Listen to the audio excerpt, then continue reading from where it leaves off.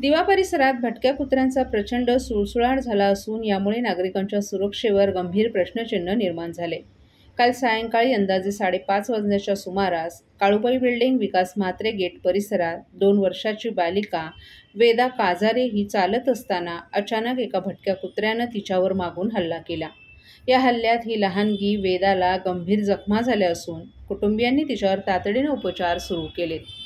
बालिका वेदाच्या आईचं नाव मीनाक्षी काजारे आणि वडिलांचं नाव विकास काजारे असं आहे. या घटनेनंतर परिसरात भीतीचं वातावरण निर्माण झालं असून नागरिकांमध्ये संतापाची लाट उसळली आहे.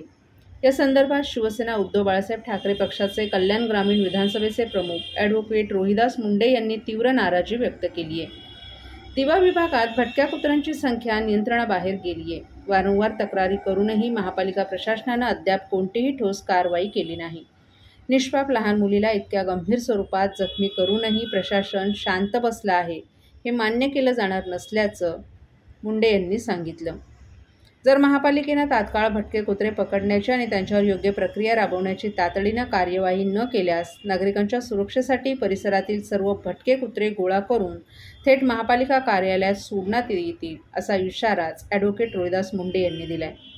दिवा परिसरातील नागरिकांनीही या घटनेची दखल घेऊन त्वरित कारवाईची मागणी केली आहे. आता महापालिका प्रशासन या गंभीर प्रश्नाकडे कोणत्या गतीनं लक्ष देतं हे पाहणं महत्त्वाचं ठरणार आहे.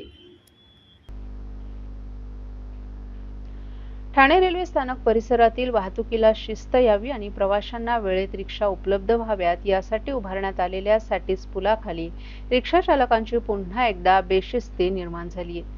काही रिक्षा चालक बेशिस्त पद्धतीने कुठेही रिक्षा उभ्या करून प्रवाशांना हेरत आहेत. विशेष म्हणजे हा सर्व प्रकार ठाणे वाहतूक पोलिसांच्या चौकीसमोरच होतो. या रिक्षा चालकांकडून रिक्षा देखील रांगेबाहेर विचित्र पद्धतीने उभ्या केल्या जातात. त्यामुळे या रिक्षा चालकांना केव्हा आवर बसेल असा प्रश्न प्रवाशांकडून विचारला जातोय. ठाणे रेल्वे स्थानक परिसरातून लाखो प्रवासी ये-जा करतात. येथील वाहतूक व्यवस्था सुरळीत व्हावी यासाठी ठाणे महानगरपालिकेनं स्थानकाच्या पश्चिमेस सॅटिस पूल उभारलाय. यातील सॅटिस पुलावरून TMT बसगाड्यांची वाहतूक होते, तर सॅटिस पुलाखालील भागात मीटरच्या रिक्षांसाठी आणि प्रवाशांसाठी रांगांचं नियोजन करण्यात आले. TMTच्या बसगाड्यांची संख्या प्रवाशांच्या तुलनेत पुरेशी नसल्यानं अनेक जण मीटरच्या रिक्षाने प्रवास करण्यास प्राधान्य देतात. ठाणे वाहतूक पोलिसांनी येथील नियोजनासाठी एक पोलीस चौकी देखील उभारली आहे. या पोलीस चौकीमध्ये अधिकारी आणि इतर कर्मचारी तैनात असतात. मात्र असं असतानाही काही रिक्षा चालक रिक्षा रांगांचे नियम मोडून बेशिस्त पद्धतीनं त्यांच्या रिक्षा कुठेही उभ्या करतात. त्यानंतर रिक्षा चालक हे स्थानकातून बाहेर पडणाऱ्या प्रवाशांना हेरून त्यांना कुठे जाणार याबाबत विचारत त्यांना त्रास देतानाही दिसून येतात. रिक्षा चालक प्रवाशांच्या वाटेत देखील उभे राहतात. हा सर्व प्रकार पोलीस चौकीसमोर घडत असतानाही पोलिसांकडून ठोस कारवाई मात्र होताना दिसत नाही.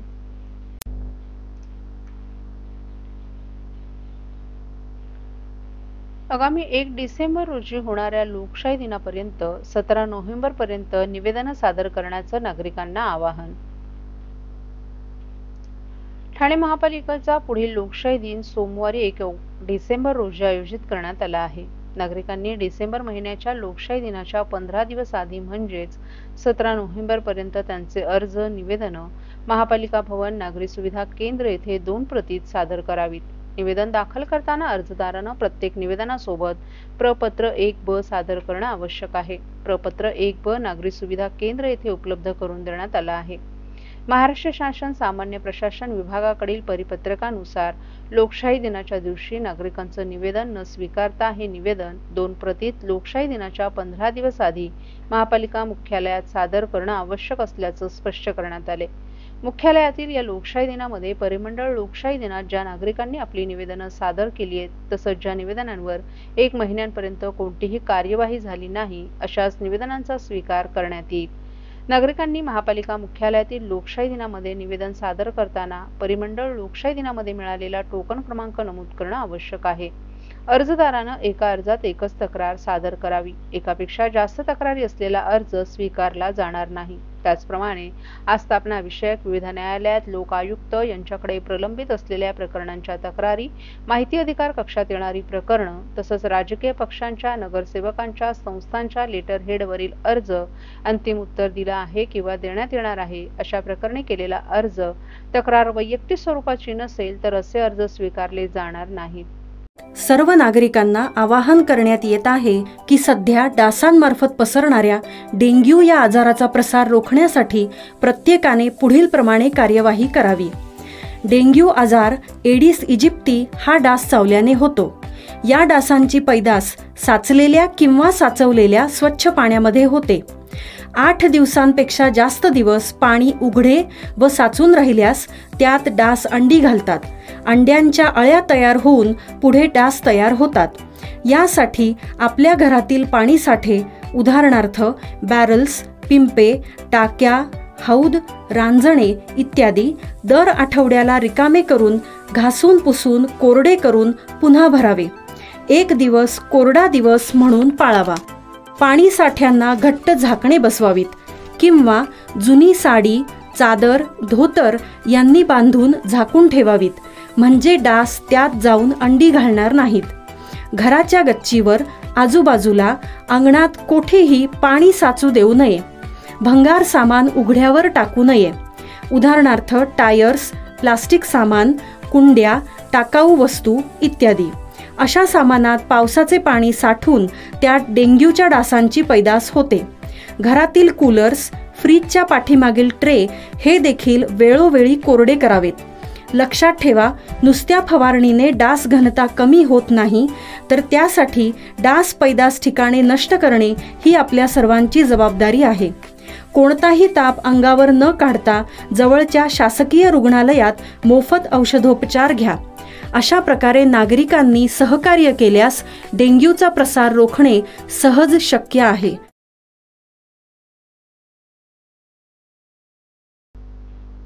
श्री साईनाथ सेवा समिती, श्री साईनाथ मंदिर, पोखरण रोड, वर्तकनगर यांच्या वतीनं 31वा वर्धापन दिन उत्सव सोहळा मोठ्या श्रद्धा आणि भक्तिभावानं साजरा करण्यात येणार आहे। हा सोहळा येत्या बुधवारी म्हणजेच 12 नोव्हेंबर ते शुक्रवारी 14 नोव्हेंबर या कालावधीत आयोजित करण्यात आला आहे। उत्सवाच्या निमित्तानं स्वर्गीय बळीराम वासुदेव नेईबागकर माजी नगरसेवक यांच्या स्मृतीस अभिवादन करण्यात येणार असून त्यांच्या आशीर्वादानं विविध धार्मिक कार्यक्रमांचं आयोजन करण्यात आलं आहे। प्रत्येक भाविकांना शिर्डीला जाणं शक्य नसतं। प्रतिशिर्डी म्हणून ओळखल्या जाणाऱ्या या साई मंदिरात दरवर्षी वर्धापन दिन मोठ्या उत्साहात साजरा केला जातो। येणाऱ्या प्रत्येक भाविकाला येथे लाडूचा प्रसाद दिला जातो। या अनुषंगाने येथे 20 टन लाडू प्रसादासाठी बनवण्यात आले आहेत। वर्धापन दिन कार्यक्रमाचा शुभारंभ बुधवारी 12 नोव्हेंबर रोजी सकाळी 9:30 वाजता होणार असून त्यानंतर श्री लक्ष्मीनारायण यज्ञ होणार आहे, तर गुरुवारी 13 नोव्हेंबर रोजी संध्याकाळी गायक, भजन आणि कीर्तनांचे कार्यक्रम होणार आहेत। शुक्रवारी 14 नोव्हेंबर रोजी साईबाबांचा पालखी सोहळा, गायन, भजन आणि कीर्तन तसंच प्रसादाचं वितरण होईल। सर्व भक्तांनी या कार्यक्रमांना उपस्थित राहून दर्शन आणि प्रसादाचा लाभ घ्यावा असं आवाहन समितीचे अध्यक्ष मंगेश नेईबागकर यांनी केलं आहे। तर या उत्सवाविषयी हरिमाळी यांनी अधिक माहिती दिली आहे।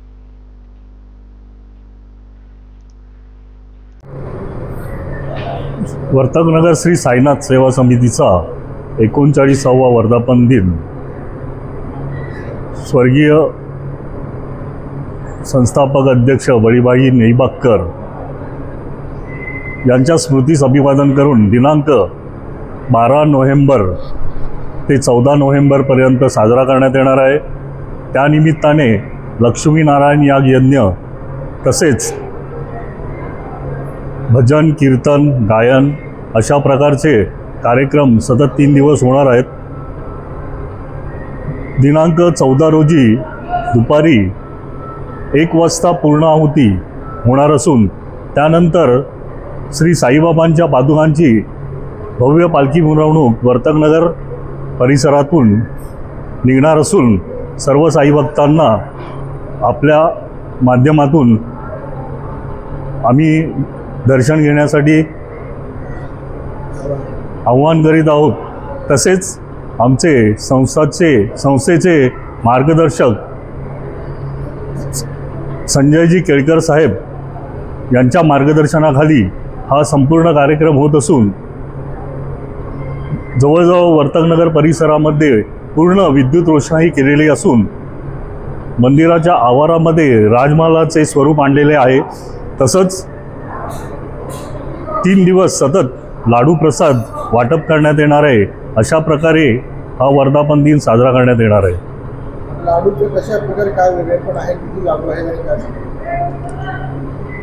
जवळजवळ ह्या 3 दिवसामध्ये 5 ते 6 लाख भाविक पूर्ण ठाणे शहरापासून मुंबई, ठाणे, नाशिक, पुणे जवळजवळ महाराष्ट्रातनं सर्वच भाविक दर्शनासाठी येतात.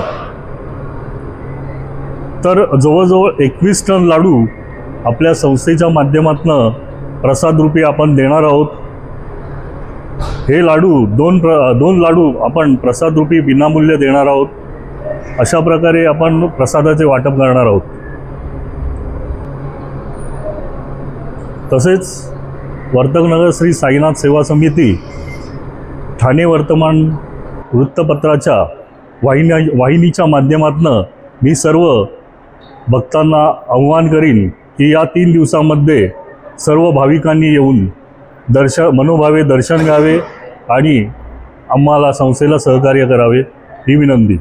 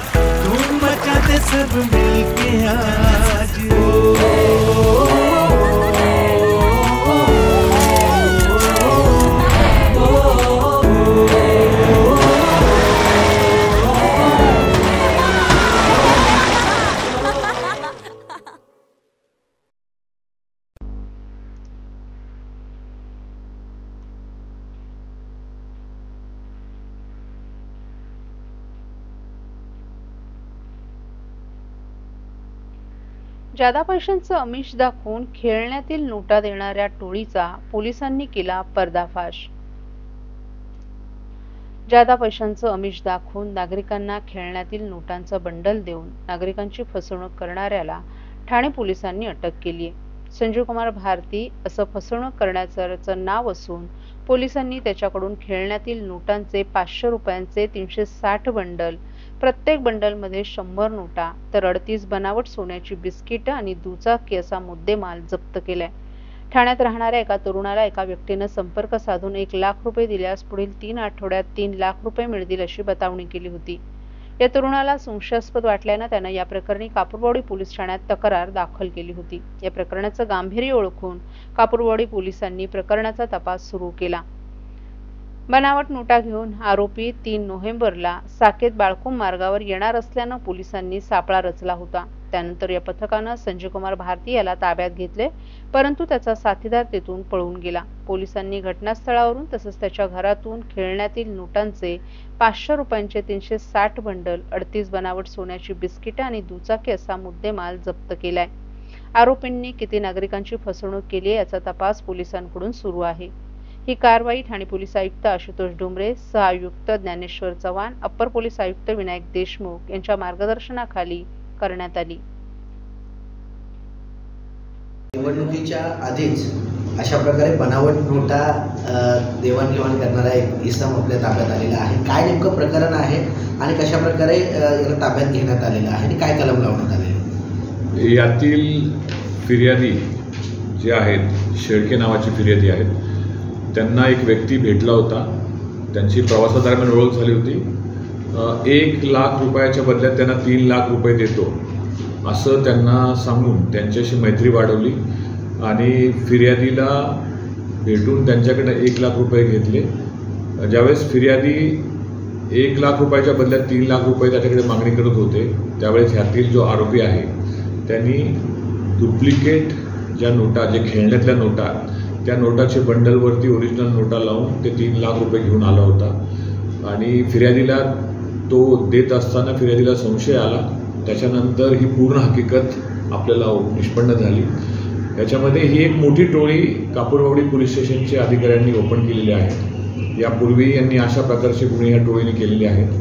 तर यांची मोडस 2 पद्धतीने निष्पन्न झाली आहे. एक तर हे लोकांकडून 1 लाख रुपयाच्या ऐवजी 3 लाख रुपये देतो किंवा 2 लाख रुपये देतो अशी जादा रक्कमचं आमिष दाखवतात. दुसरं, कमी किमतीत सोनं द्यायचं म्हणून पण ते लोकांना फसवतात. अशा पद्धतीची ही टोळी आहे. जवळपास आम्ही यातले 1 आरोपी आत्ता आमच्या ताब्यात आहे. आणखी 3-4 आरोपी आम्ही याच्यामध्ये निष्पन्न केलेले आहेत. तर या फिर्यादीच्या तक्रारीप्रमाणे हा CR नंबर 806/25 हा कलम 318(4) या सेक्शनप्रमाणे दाखल झालेला आहे. फिर्यादीच्या अंगझडतीमध्ये आणि फिर्यादीच्या घरझडतीमध्ये या 360 खोटे जे मुलांना खेळण्यात वापरण्याच्या नोटांचे बंडल आपल्याला प्राप्त झाले आणि ह्या मोठा डिटेक्शन कापूरबावडी पोलीस स्टेशनचे डिटेक्शन टीम त्यांनी केलेलं आहे. CP साहेबांनी त्यांचं अभिनंदन केलं आहे आणि पुढील तपास चालू आहे. सर, मागील अनेक महिन्यांपासून किंवा मागील अनेक दिवसांपासून नागरिकांच्या फसवणुकीचे प्रकार मोठ्या प्रमाणात वाढत चाललेले आहेत. त्यातलाच हा प्रकार आहे. काय नेमकं आव्हान? आरोपीचा बॅकग्राऊंड काय होता आणि आरोपी कुठला होता? आरोपी हा नॉर्थ साईडचा, यापूर्वीचं कुठलंच रेकॉर्ड नाही आहे. आरोपी हा जी मेन टोळी प्रमुख आहेत त्यांच्याकडे डे टू डे पैशावरती म्हणजे डे टू डे डेली बेसिसवरती तो काम करायचा आणि ह्यातला जो मेन आरोपी आहे टोळी प्रमुख तो हे पूर्ण सगळे लोकांना कॉन्टॅक्ट करणं, त्यांच्याकडे पैशाची डिमांड करणं, त्यांना डुप्लिकेट सोनं दाखवणं आणि ज्यावेळेस डिलिव्हरीच्या वेळेस या व्यक्तीला पाठवणं, अशा पद्धतीची मोडस तपासामध्ये निष्पन्न झाली. आता ह्यापूर्वीचे अशाच प्रकारचे गुन्हे त्यांनी केलेले असल्याचं पण आम्हाला इन द इन्क्वायरी आम्हाला माहिती मिळाली आहे. आता मेन आरोपीचा आम्ही शोध घेतोय. मात्र आणखी काही गुन्हे या हद्दीतले किंवा इतर पोलीस स्टेशनच्या हद्दीतील निष्पन्न होतील असं आम्हाला संशय आहे. सगळे टोळीमध्ये किती जण असण्याची शक्यता होती? जवळपास आम्ही 3 ते 4 नावं आत्तापर्यंत निष्पन्न केली आहे आणि हे बाहेरच्या राज्यातील पण काही आरोपी ह्याच्यामध्ये आहेत. आता आम्ही हे नोटा कशा मागवल्या, कुठल्या एजंट आहे, किती लोकांची फसवणूक केली आहे, ह्या पूर्ण तपास आम्ही करतोय. आत्ता आरोपीला जवळपास 15 तारखेपर्यंत पोलीस कस्टडी आहे आणि अद्याप तपासाची प्राथमिक स्टेज असल्यामुळं आणखी ह्याच्यामध्ये अन्य आरोपी निष्पन्न होण्याची शक्यता आहे. सर, नागरिकांना काय आव्हान असेल? मी या प्रसंगी नागरिकांना एवढंच आव्हान करतो की असं कमी किमतीत सोनं हे किंवा 1 लाख रुपयाच्या बदल्यात तुम्हाला 2 लाख देतो, 4 लाख देतो, असे जे फसवे प्रकार जे तुम्हाला लोक कॉन्टॅक्ट करून करतील, या सगळ्यांपासून तुम्ही दूर राहा, अलर्ट राहा. अशा कोणत्याही कमी किमतीत सोनं हे असं फसवणुकीचाच प्रकार आहे. 1 लाख रुपयाच्या बदल्यात 4 लाख देतो, 2 लाख देतो, हा पण शुद्ध फसवणुकीचा प्रकार आहे. तुम्ही सर्वांनी या बाबतीत सतर्कता बाळगा. असे लोक असतील तुम्ही स्थानिक पोलीसला तुमच्या जे कॉन्टॅक्टमधले पोलीस स्टेशन जवळचं असेल तिथे तुम्ही संपर्क साधा.